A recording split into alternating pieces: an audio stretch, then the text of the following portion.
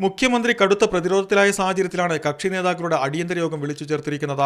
നിരന്തരമായി വന്നുകൊണ്ടിരിക്കുന്ന വെളിപ്പെടുത്തലുകളും ആരോപണങ്ങളും മുഖ്യമന്ത്രിയെയും മുഖ്യമന്ത്രിയുടെ ഓഫീസിനെയും സംശയത്തിന്റെ നിഴലിലാക്കിയിട്ടുണ്ട്. രാജിവെച്ച് ജുഡീഷ്യൽ അന്വേഷണം നേരിടണമെന്ന നിലപാട് പ്രതിപക്ഷവും ശക്തമാക്കിയിട്ടുണ്ട്. സഭയ്ക്കകത്തും പുറത്തും ഇക്കാര്യത്തിൽ വിട്ടുവീഴ്ചയില്ലാത്ത നിലപാടെടുക്കുമെന്ന് പ്രതിപക്ഷ നേതാവ് വി.എസ്. അച്യുതാനന്ദനും CPM സംസ്ഥാന സെക്രട്ടറി പിണറായി വിജയനും വ്യക്തമാക്കിയിരുന്നു.